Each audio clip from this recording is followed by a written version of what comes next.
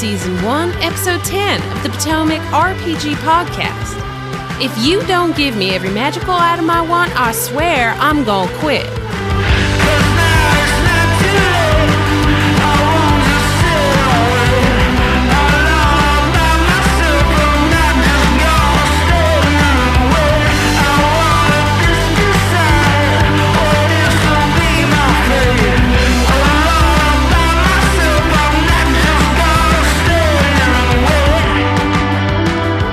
Welcome one and all to the Potomac RPG Podcast, where our group is your group. Got you there, didn't I? You thought I was going to say something else. We're 10 episodes in. You think you know the format already? Nope. Gave you the old rope-a-dope. Keeping it fresh here. Yeah. All right. So I am your host and player who does everything in their power not to follow the main quest, Adam. And I am your player who threatens to quit the game so you can validate me by insisting I stay, Sarah. And I'm your recklessly in-character rogue, Anthony. All right. Thank you guys for being on. We're going to be hitting a pretty interesting topic here, and one that, unfortunately, a lot of groups have to deal with. Now we've been lucky so far. We haven't run into major issues in our gaming group. Everything's been pretty minor stuff. But anytime you get a group of people together, there's going to be conflict. So we're going to be talking about problem players and problem DMs. Sarah, I know most of your experience has been pretty positive, but have you ever run into a problem player or DM, and how did you handle it? Oh, yeah. This topic is very interesting to me because I theorize that there's a DM economy that tends to surface in groups, especially when you think about the fact that, like, in one of our previous episodes, we talked about how RPGs and the ability to RP are kind of sort of a gateway for people to sort of pursue some internal desire beyond escapism. Mm-hmm. And when you get a DM that is kind of servicing that particular desire, whether it's to, be the person who just kicks so much ass, like they're just so powerful, and they're like, and they get like fans that are NPCs, and they're, people throwing roses at their feet and stuff, and like really plays to that fantasy. Mm-hmm. That can be a good thing for the person who's enjoying it. But what happens is, if not all the players are getting that experience, you can kind of get a little bit of jealousy. Sure. And I've actually seen it where it's been like, there's been jealousy, and there's also been like people who were like favored by the DM, seemingly favored by the DM, and they got clues to certain like hidden side quests and stuff like that, and they're like hoarding the information because it makes them more important. So you get a little bit of a power struggle going on. But on the other side, as a DM, and I'm sure Anthony can, and you as well can speak to this, is that if you get a player who is very hungrily following all the breadcrumbs that you're leaving and is very aggressive about pursuing this, that can actually that's why the DM might favor them, is because they're being so proactive. But to the other players, it may look like favoritism, but really what's happening is like the DM put all this sort of investment in all these ideas and all these little Easter eggs, and this particular player is just really going after it. And so the DM can continue to, play out some of these sequences or some of the relationships with the NPCs, these little findings of information. And so what happens is you get like this economy that it comes out where like there's a player that seems favored, and other people start to get jealous, and they might start to either alienate that particular person a bit, or do other things to try to desperately get the DM's attention on them so that it can serve their fantasy as well. And it can get pretty sticky when you have the wrong ingredients in a group, I guess. So. Yeah, I mean, I can see that, and heck, just last night we had a session, and I'll be the first to admit, when it comes to like kind of complex plots and investigations and stuff like that, I'm not very good at it, and thankfully Matt, who's playing Decorius, is very good at that. So I certainly siphoned a lot through him because he follows it better, he understands it better. But I can certainly see how if the DM kind of is looking at that situation, or other players might think that there's some kind of favoritism. In my mind, for last night, my favoritism was towards Matt because he was saving my rear end on a lot of those plot points. So I certainly appreciate it. Now, Anthony, I know with our group, you have no complaints at all about any of our play styles. Oh, none. But Not at all. Have you ever I'll run speak for into a situation in the past that kind of bothered you about a problem player or anything like that? I haven't had any major explosions or challenges. I can think of maybe two things. One, in my previous group, I'll call this person the re-roller. So during combat or whatever kind of check, if the dice was like slightly cocked or something like that, she would pick up the dice and say, "Oh no, that doesn't count." And it just seems to happen when the number is not in her favor. So I understand that. yes, so that was a little frustrating. And then the other thing is just table crosstalk, and some players are more inclined to it than others. But and especially when you have a large table, it's like trying to give everybody some airtime is challenging enough, and then when you've got other people that are just putting everybody on hold so they can get their joke out, I don't know. I don't want to say it's frustrating, but I'm in the room, Anthony. I'm right here. No, that's definitely difficult to deal with, especially as a DM. The crosstalk thing is a big one because you have limited time and limited kind of player spaces to deal with, and if someone, if two people are off to the side talking, that interrupts the whole flow and really kind of gums up the work. So I can understand that. And we're going to be diving into a few of these types of questions here in the post. So let's get to the first one.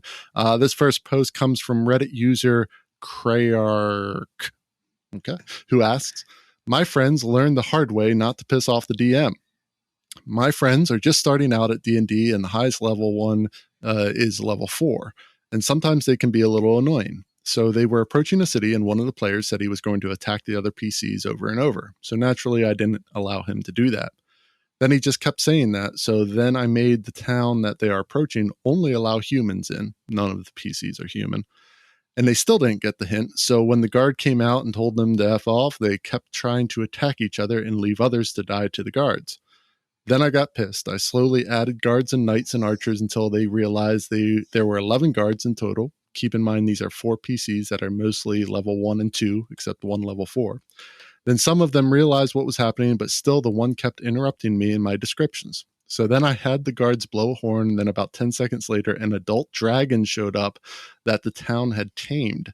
The one PC didn't realize still, so I had all the city guards, including the dragon, go first and all attack the one PC that was annoying me the most. And as predicted, the entire party died almost instantly. And so that adventure was scrapped. And so I said, rule number 1, never piss off the DM. But I am now wondering, was I too harsh on them? Was there any way I could have avoided that outcome? Okay, well, Anthony, what do you think? Would you have done this to us?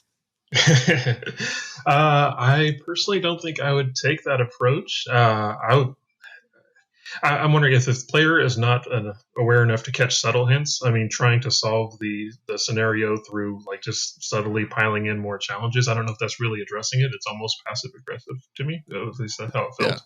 So I'd be more inclined to just say, hey, let's take a break for a second. Hey, let's play a game together. Let's make sure we're playing the same kind of game. Do you guys want to do a PvP game? Let's break and do that. I mean, it's more about what the players want to do. So, well, what do you think, Sarah? I might come across a little harsh here. I actually think it was terribly irresponsible as a DM. I mean, I understand it's kind of a thankless job at times. The DM is sort of there to service the other players in the sense that, you're providing all the storytelling, all the hooks, etc. It's a lot of work. But it's there as like a service. And when it becomes a DM versus players sort of situation, it becomes an unhealthy game, in my opinion. I mean, and you certainly should never, ever take out your authority over the situation on the players, especially when it ended up killing out the whole party rather than just that PC that ticked you off. I mean, that's other people's like creativity. They didn't do anything to deserve that wrath. And for me, it's sort of like godlike grandstanding for someone who lost control of the situation and of their emotions. And I know that probably comes across as harsh, but I'm very sensitive to power plays in these types of situations. So. Yeah, I don't think it's that far off at all, because these things don't just crop out or come out of the blue. There was a lead up to this. There had to be other incidents of this particular player really kind of pushing buttons and trying to either attack or screw over the other PCs. And, that this person didn't wait until this moment to have this scene play out. So it's exactly what you said. They lost control and they didn't know how to get back control, and they were upset about it. And you never solve in real life problems in game. And this is what happened. He lost control. You have to solve that outside the table. You can't have just a dragon come in and kill everybody just because a player pissed you off. I mean, and this isn't to, I'm sorry to interrupt, but this isn't to say that there shouldn't be consequences for a PC who's not paying attention. That's different. Like if you've set enough warnings and they're continuing to do stuff, there should be consequences, but to deliberately bring in a dragon to just kind of justify your authority seems like overkill to me. So. Well, and the person said it right off at the end there. He said, rule number 1, never piss off the DM. This person literally just told us what this was about. This wasn't an in-game consequence to an in-game action. This was literally the DM being angry about something and taking it out on his players. And I don't really think there's any excuse for using this tactic within a game. It's already DM versus player far too much in our hobby. This just kind of exacerbates that. Mm-hmm. Yeah, Anthony, have you ever been in a situation where a player really pissed you off, or you had to check yourself for anything, or are you pretty zen when you play? When you DM? I don't think my track record is that great, but I try to be cognizant of that and try to focus on, you want to be at the table to serve the players if you can. And sometimes it's hard to lose sight of that. Sometimes you focus on being more clever than fun. But I think in general, the more you can serve and help the players, I think it tends to go a little bit better. Yeah, and I think it's really important to sort of emphasize, at least as far as I see it, that the DM's role is one of service, even though they're in a godlike sort of position. The players are trusting you with their characters, with their creativity, with their those internal desires that we mentioned, and with their time, and with their time, yeah. And when you do when someone like reacts in anger like that kind of compromises the trust, that space of trust. And I think it's really hard to get that back, because when you lose your trust in a DM, you're not going to want to give them as much, of your creativity, of your time. You're not going to trust them to handle a situation that would lead to a pleasing outcome over their ego. And I think that once that trust is violated, it's very, very hard. And I think that anyone who's looking to become a DM, who might be listening to this particular podcast, just remember that it's not about so much about the control over the people. It's control of their pleasure, in a way, if that makes sense. Sure. Right. No, that makes sense. Yeah, and like one more detail, like a lot of the times when the DM comes down too hard on players, it's more because they don't have a certain tool in their toolbox to handle a challenge. So like you spent a lot of time prepping this plot, and then they're going off on the rails. And so you could either come down on that really hard or keep boxing them in until they do the one right thing to get through the plot. But as you kind of progress as being a DM, you get a little bit more flexible. And so those things that are kind of that catch you off guard, that become less of a challenge, you can flow a little bit better. And then players start to enjoy the game because they can actually like improvise a little bit more, and they don't have to stay on the rails that you had. I have news here. And the sound of Ralphie the News Goblin can mean only one thing. It is time for Potomac RPG News.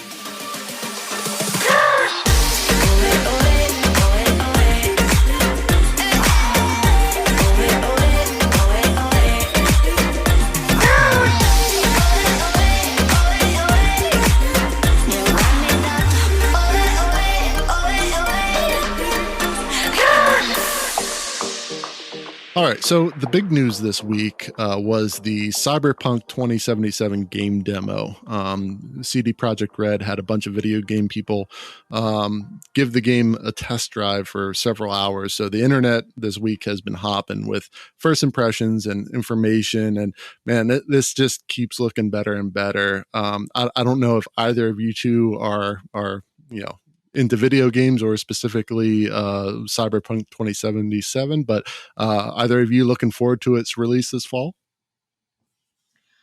I don't play as often as I used to, but I did check out that video and some of the other impressions, and it looks amazing. It really does. My goodness. And it does scratch that itch for like the cyberpunk world where it's like, a little bit future, and it's got like some edginess, and, even the colors and the palette for this particular game are really rich and sort of that they evoke that moody, like Blade Runner kind of feel. And I don't know. I love it. And I can't get over the animation. That is spectacular. It's next level with some of the facial expressions. So, and that's just cosmetics. Like the gameplay looked like it would be a lot of fun. I don't know. Are you looking forward to it, Adam? You must be. I am. And what let me put it this way. Like I've been looking forward to it for a long time. I saw one post that was, because this has been delayed over and over again and whatever. And it showed like some screenshot of something like 2018 or something, and difference between then and now. And it's just extraordinary. I'm really looking forward to it. I'm buying into the hype completely. The only downside for me so far in this is I prefer to play RPGs in third person rather than first person. And in this, it doesn't seem like, from what I've seen so far, aside from cutscenes and whatnot, I don't think you can play in the third person. So that's a little bit disappointing, but if it's good enough, I'm willing to deal with it. Anthony, I mean, I know you're into your video games. You looking forward to this? Yeah, I think so. I kind of go through seasons. So I have a creative season, and I have a season where I'm burnt out and I just play video games all day. So, Nice. So I think I'm in my creative season right now. So I've kind of had my blinders on so I don't get distracted. But I definitely will probably add this to my queue for later in the year when winter comes. Well, luckily you got about 4 or 5 months until that pops off. So plenty of time to eat through all your creativity and leave you an empty husk ready to dive into the cyberpunk world. So very cool. I would just like to say that I love first person in RPGs. Really? I cannot get into the third person, as it's just not as immersive for me. Yeah. And it goes all the way back to Ultima. Like I could not enjoy Ultima. I was more like a Might and Magic girl. Oh my God, I'm dating myself. And other games where it was just like that first person point of view. And I think I've been married to it since. So wow, I was not expecting that. Like for me, the reason I like the third person is because I'm one of those character creation junkies who like will play through the first act of something dozens of times, and before settling on a character of some kind. And I that process I like so much that I want to see my work. I want to see what I created. And in first person, obviously you're not seeing that, whereas in third person, the entire game you're looking at your creation, and I really like that I can see part that, of the third person. But Anthony, what do you think? What's your ruling, third person or first? I've tend to go third person, and I do see some third person on Cyberpunk, so you might have the option to toggle it. So sure. maybe I'm misread. I might have, but I know they cut to third person in like cutscenes and certain dialogue stuff. But I wonder if it's going to be kind of a Fallout 4 kind of thing where you're in first person until you enter that dialogue tree, and then they kind of do the cutscene back and forth. I don't know. We'll see. I wonder. I wonder if my preference has anything to do with the fact that back then there weren't a lot of female leads. And so going first person would make it easier for me to be immersed rather than watching a guy character run around that I was supposed to be. Yeah. Yeah. So I'm wondering if that has something to do with it. Very well might. That's not a bad insight there. That very well could be. We talked before in terms of the importance of being able to see yourself in the games that you play. So I could certainly understand that. I don't know. We'll see. Luckily for you, Sarah, no matter what, you will be able to insert yourself into the game in a first-person capacity. We know that much at least. So I'm looking forward to it. It sounds like you guys are as well. And I'm sure once it comes out, that along with Baldur's Gate 3 coming out in August for early release, hopefully. I think we're going to have our hands full on the video game side of things. But moving into another news item, so I'm not sure if you guys saw this. It just hit the news yesterday. If you guys are familiar with the show Community, that was on a few years back, Netflix just had it on, Hulu had it on for as well. But there's a specific episode in Community called Advanced Dungeons and Dragons, and it is, in my estimation, one of the best episodes of the series. I'm a huge fan. # 6 seasons in a movie. And it was crushing to see it pulled. And, because not only was it about the hobby that we love, but also it dealt with a really heavy theme of suicide. And honestly, personally, for me, seeing the study group playing D&D actually kind of got me looking for a group again after many years out of the hobby. Like, it was just a brilliant episode. I loved it. But it was pulled. And it was pulled because a character, Ben Chang, if you're familiar, you know what's going on already. But the character is dressed as a drow elf with his skin painted completely black and a white wig on. As we know, drow are kind of portrayed within the D&D series, and Netflix pulled it for use of blackface. Now, with everything going on, you can certainly understand sensitivity around these issues, but Twitter has blown up at Netflix's ham-fisted approach to this, which I'm happy to see that people are recognizing that, there is some nuance to this and decision making where you process through, okay, what was intent? What were they trying to accomplish with this? And I'm just kind of curious what you guys think about this. So, Anthony, I know you've seen this show before. What do you think about Netflix's decision to pull this episode? Yeah, I've seen all 6 seasons to win for the movie. It was. I guess I have mixed feelings. I get the idea.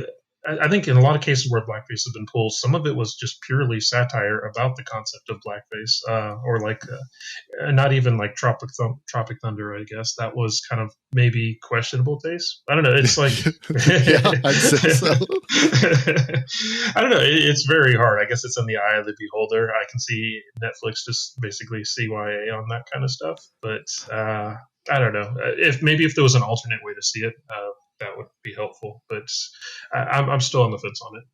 Yeah, it's tough to say because, again, you want to be sensitive to issues, but and in the show they actually address it in that the two older characters who obviously aren't familiar with the D&D world or whatever comment on how he looks, talking about so we're just not going to do anything about that hate crime over there. That kind of stuff where it's showing that, hey, people are interpreting it as such, and that Ben Chang is oblivious to how other people would react to him being dressed like that.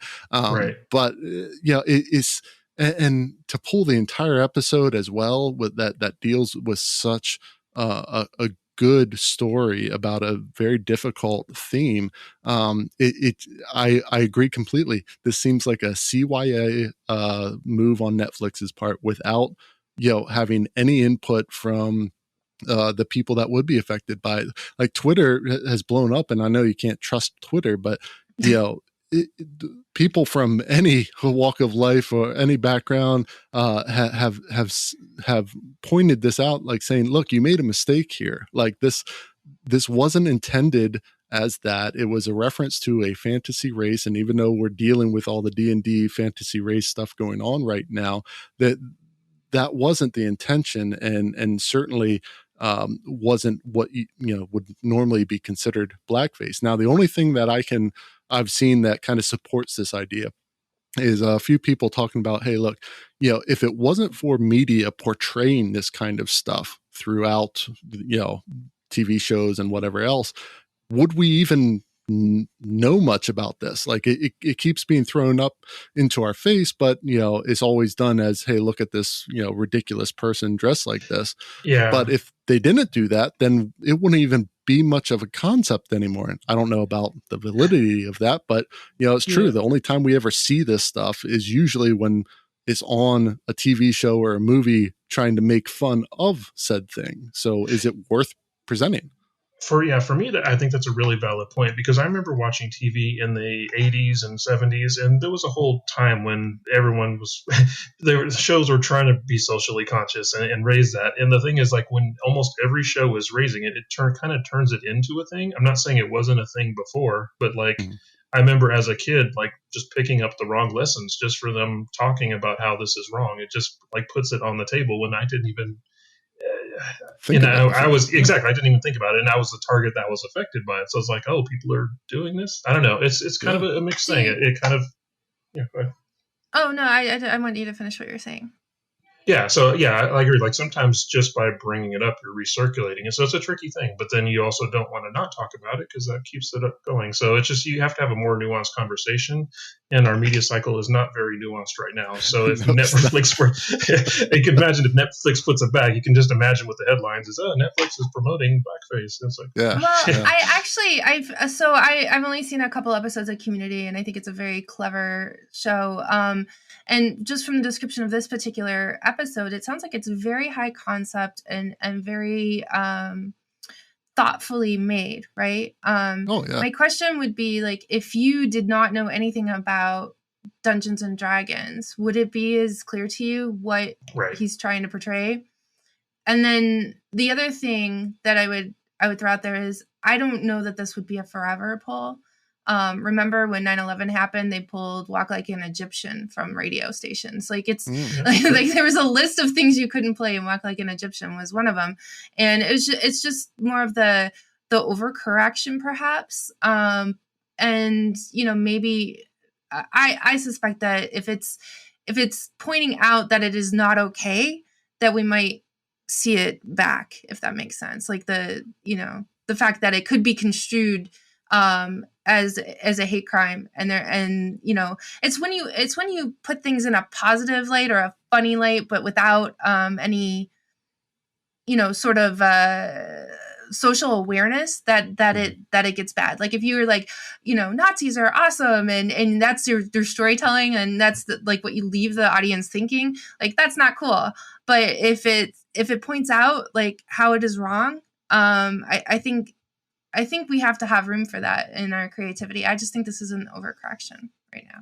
Yeah, and I think if there was consistency behind it, I might understand a bit more. There's another episode, and for those familiar, Chevy Chase plays Pierce Hawthorne, who is just an awful person in a lot of respects in terms of racism and whatnot. But there's a character that he plays where he's actually in brown face, and I remember seeing that episode and be like, oh, that's in poor taste, even though they're making fun of him because of that. And this goes back to your point, Anthony. Like I'm looking at that and saying, oh, that's not a good look. That one's still on there. And I, certainly my opinion isn't, isn't groundbreaking or law or anything, but, I never got that sense from the advanced Dungeons and Dragons episodes, but I certainly did with that one. But that one's still up for some reason. The sad thing is that episode has been pointed to, the Dungeons and Dragons episode has been pointed to as a really good kind of episode for new people to see, because it does a great job of kind of introducing all the characters in just one episode and what they're like.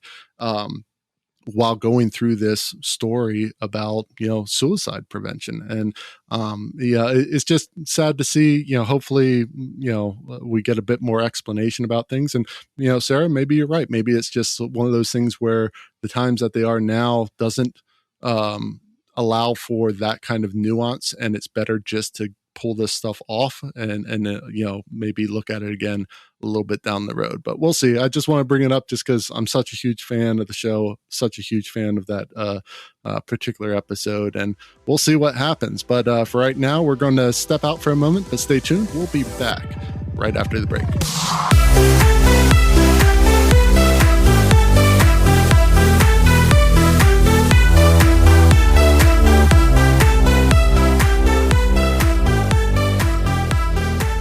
Let me tell you a little bit about Found Familiar. They have some of the absolute best coffee around, and it caters to people just like us, people who love D&D. So try some today. You won't be disappointed. If you're looking for a recommendation, try their regular Knoll Modern Espresso. No trouble perking up at the table after drinking this stuff. Enter the coupon code Potomac RPG, all one word, at checkout and get yourself a 10% discount as well. That's foundfamiliar.com. And with that, let's get back to the show.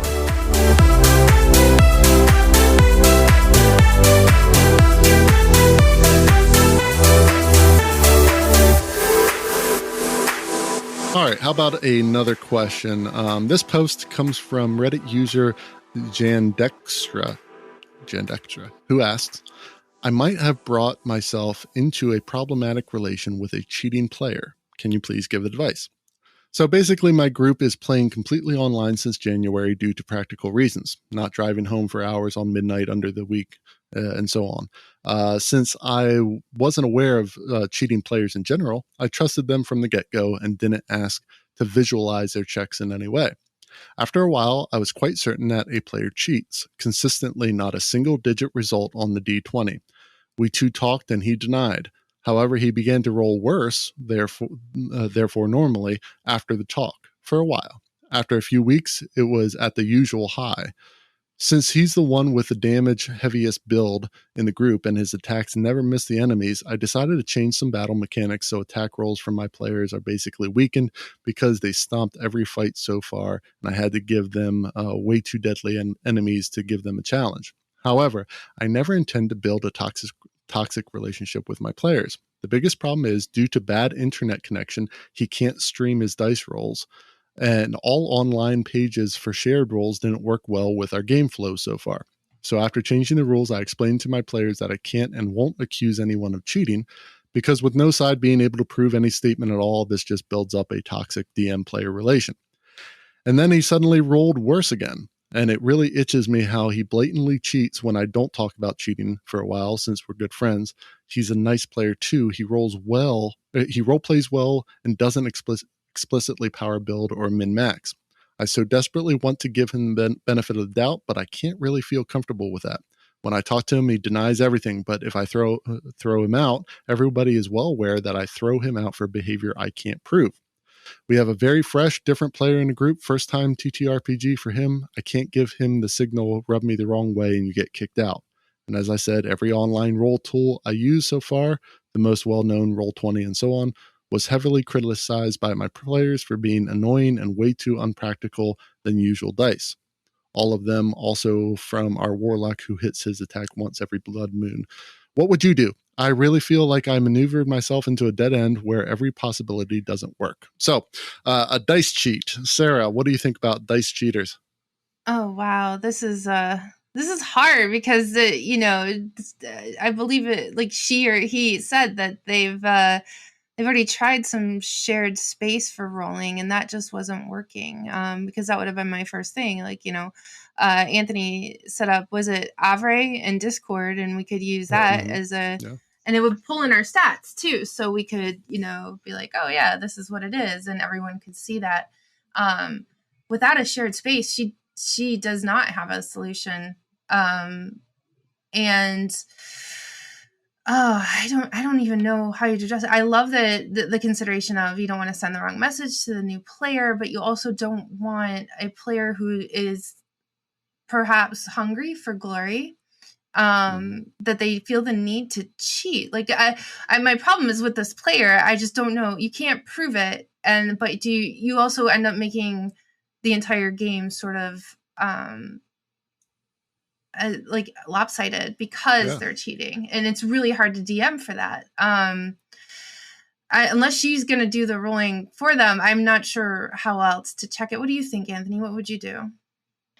Yeah, this is one of those things where you might just have to kind of accept that it is what it is. Now, hopefully, if society returns to normal and there's no longer roaming motorcycle bands going around, maybe we get back to a live table and see live dice. But you might just have to kind of adjust your DM style to it and just assume that, okay, this character is largely going to auto hit, so I need to throw in a couple more monsters. But that's also kind of changing the game just for one player. And I think this DM is seeing enough evidence to say, okay, wait, whenever I address this with this person, they roll much more normally.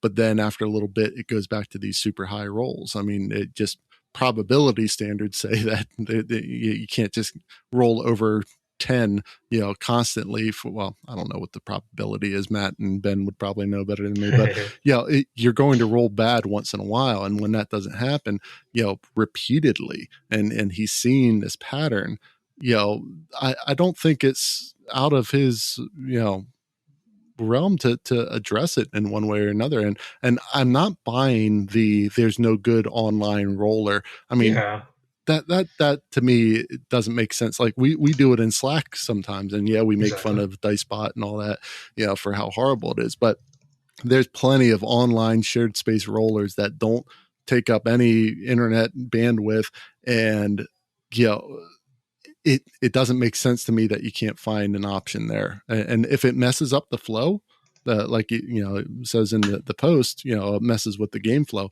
Well, oh well. What messes up the game flow worse?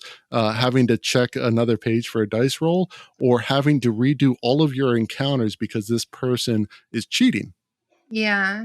And why are they cheating? What is the game? I do not understand. I don't understand why people would cheat with dice. Like it's I don't know. It's not like you're gonna win at the end. You can't win. Like there is no winning in this game. There's no it drives me nuts. I don't understand it. Thankfully, we've gotten to a place in our group where we pretty much trust all of our dice rolls, and we even have people apologizing when they roll well. Sarah, I remember you got a couple crits in a row, and you literally let off with, "Oh, I'm so sorry, I got another 20." I'm sorry I inconvenienced you, DM. so I mean, we're lucky that we're in that kind of spot. But before that, even though we trusted each other, we were still rolling on DiceBot or within Avray or whatever system we were running at the time, and that was fine because that makes sure that everything's above board and no one's fudging their dice rolls. So I'm just not buying it. And my only answer is mainly if technology's off the table, then I think you're stuck with it. But I mean, I just did a Google search. There's rolls.org where it's a shared chat room. You just join in and you can roll instantly. I would never use Roll20 for dice because it's not friendly at all and heavy. But I mean, there's plenty of chat rooms or something where you can roll dice, and you can come at it from a DM perspective. It's like, hey, I want to be able to reveal certain dice to you and put the results on the table. So I want to start using this chat. So kind of make it a DM decision as opposed to, hey, I don't trust you players, I want to see your dice rolls. Yeah, and that's a great way to go about it. Instead of focusing on the problem player, focus on yourself, and you say, hey, I want to make sure you guys know that I'm not cheating. And there you go. I don't know if that's passive aggressive or not, but that's what I would do. But, make sure that. No, you're just framing it without accusation. I don't know that it's passive aggressive. You're just framing it differently. Hopefully that helps out John. I wish I could pronounce these. Okay, that one. Yeah, so hopefully that helps that person out and basically take care of that dice cheater here sometime soon. So we're going to get into something new. There are thousands of RPG horror stories out there, and some are so heinous that you question its accuracy. So let's see if you two can figure out the one that doesn't belong in our new segment, Say It Ain't So.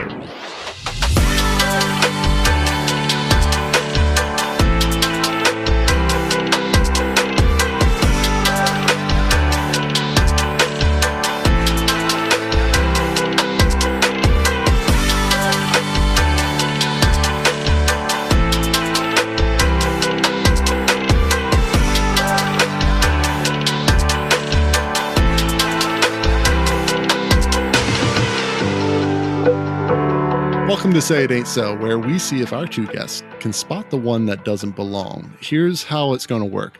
We'll each read an RPG horror story from the subreddit D&D Green Text. 2 will be true, 1 will be false. And it's going to be your job to figure out which one is the one that's made up. Pretty simple, right? You two ready? Yeah. All right, let's go. So I'll read the first one, and then you guys can read yours.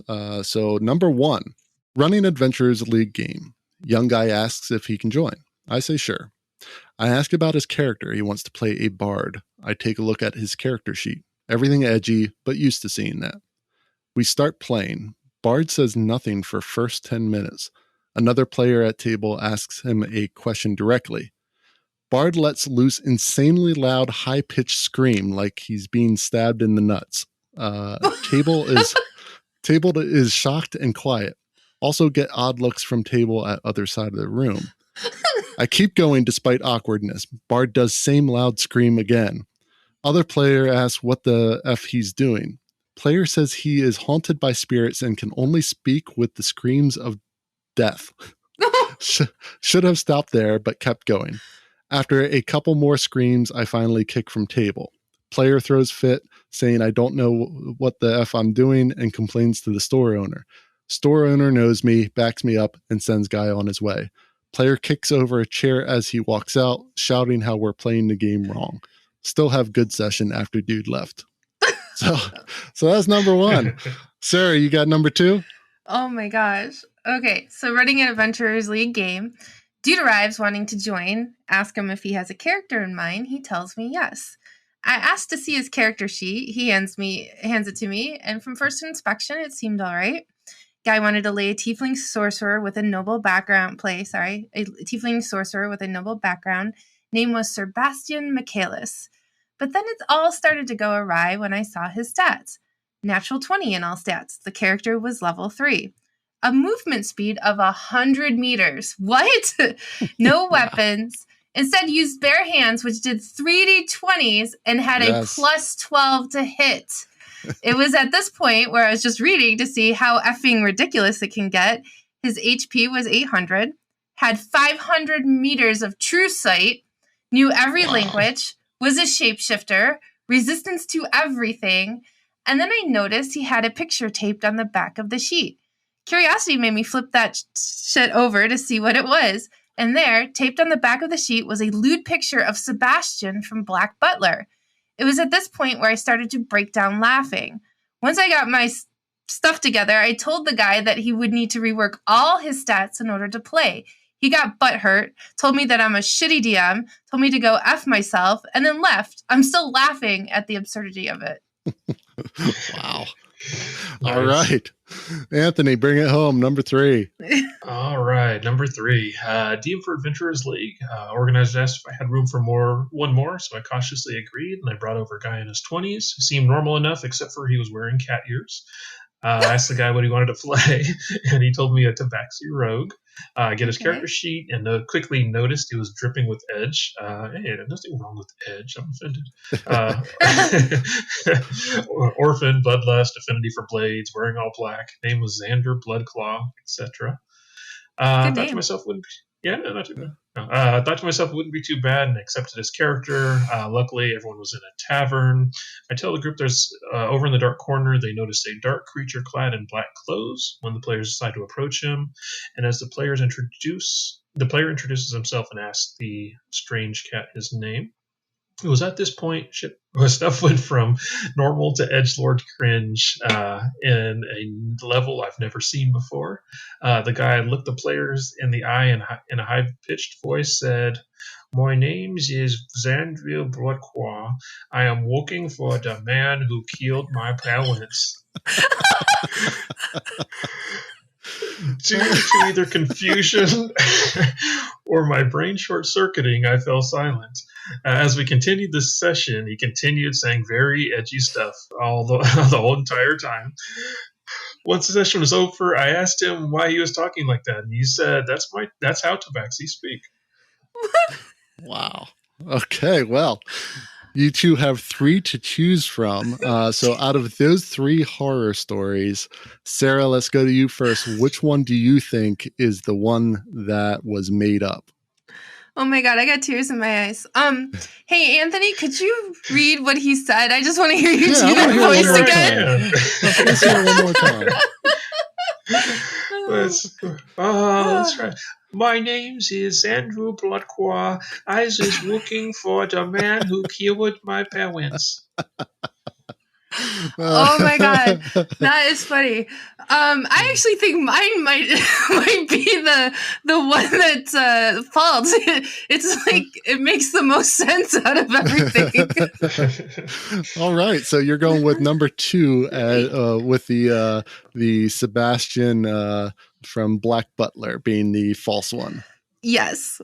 All right, Anthony, which one do you think was the made up one? I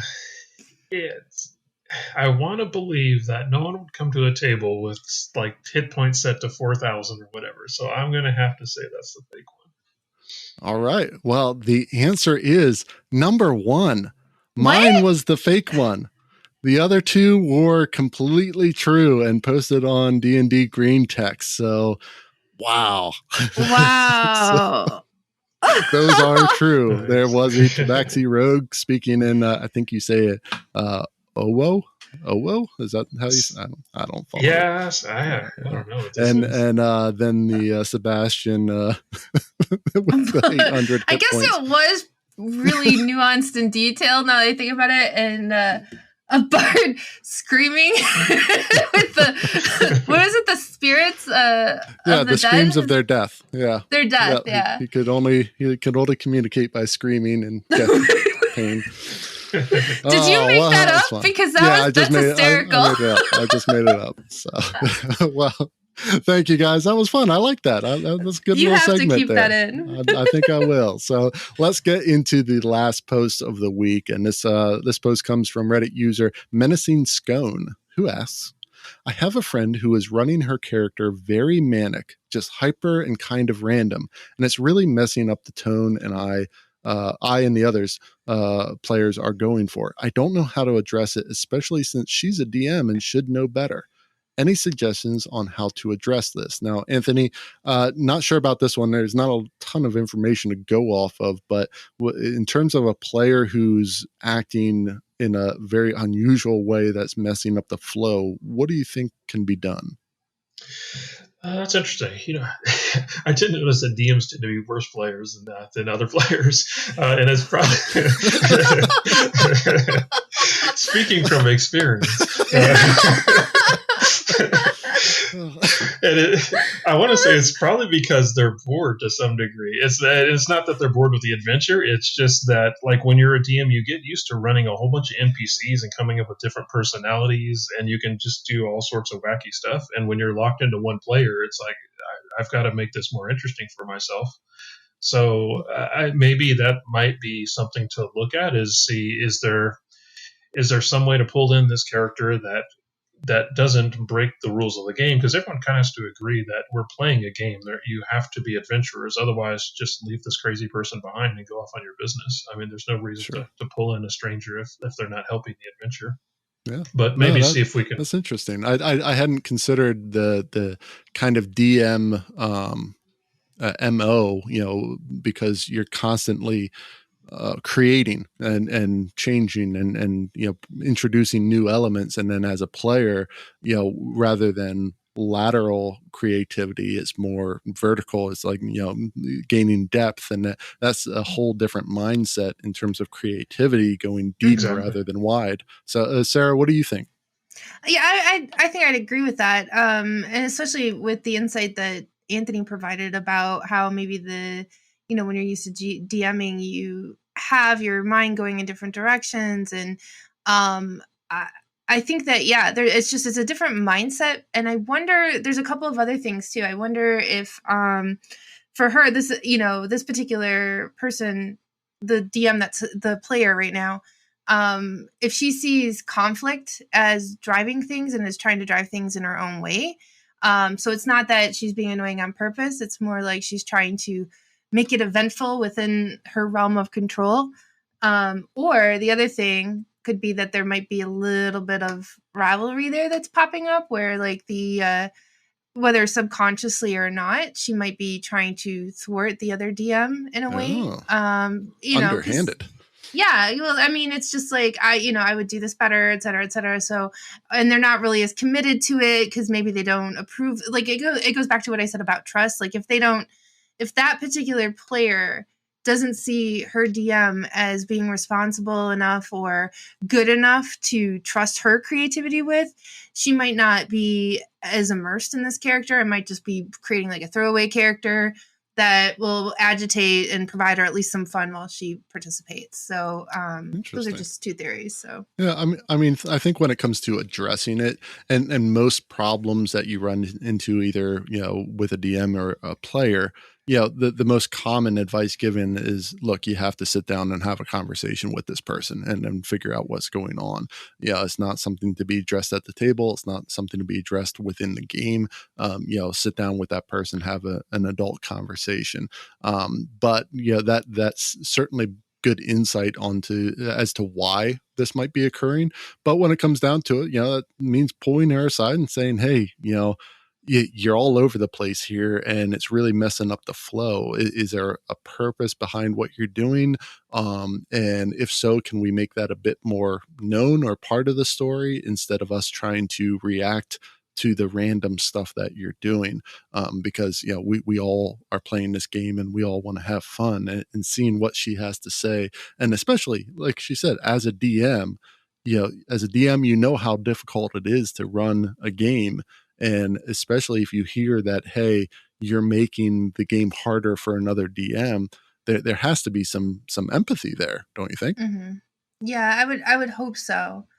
But again, we find that people who gravitate towards DMing either tend to be those who want to serve or those who want to control, and that control usually is driven by ego. So, not that ego doesn't exist in other types of players, but yeah, I think that it just depends on the DM. Like if you get someone who wants the control over things and is more comfortable with being in the driver's seat, then they are not going to do as well with being what they might see as lower in the hierarchy as a player.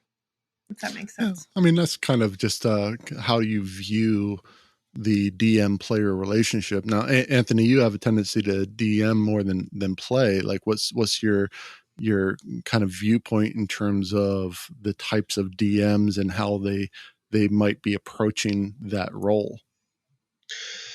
Yeah.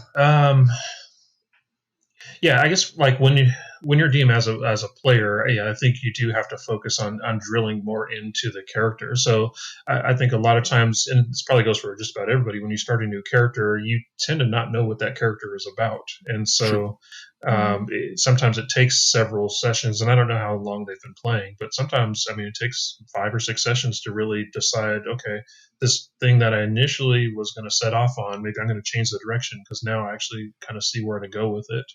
So maybe that's some of it too. If you start with something that's just kind of crazy and erratic, maybe at some point you can settle into some kind of growth pattern or somewhere to go with it.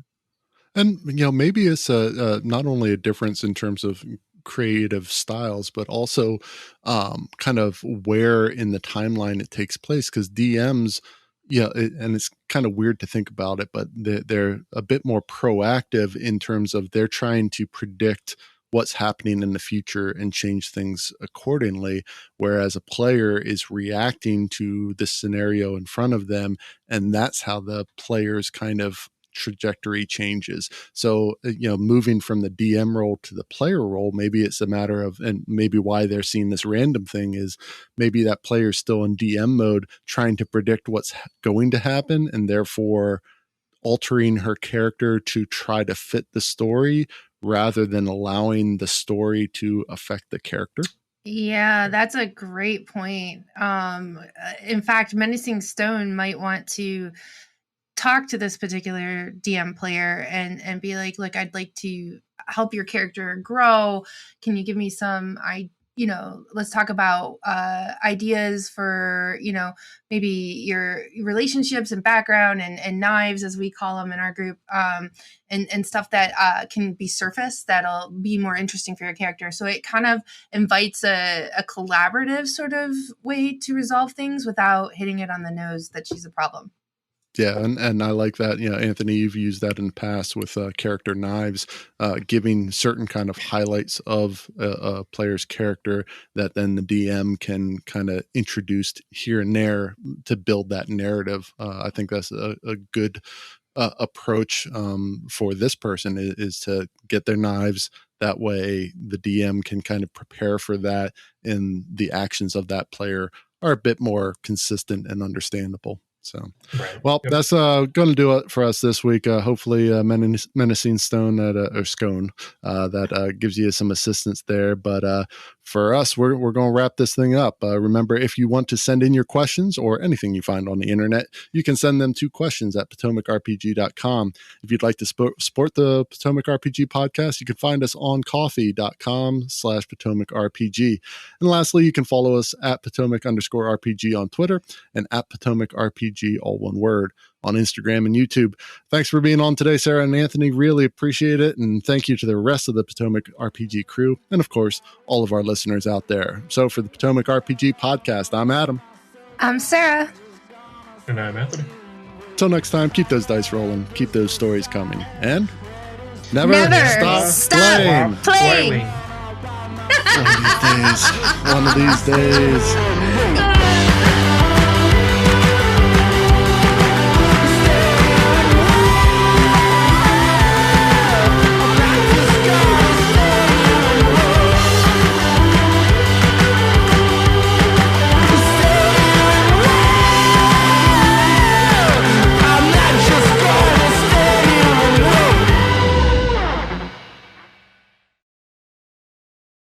It's like we unlocked an achievement along the way, and then we got like the skin voices for Matt.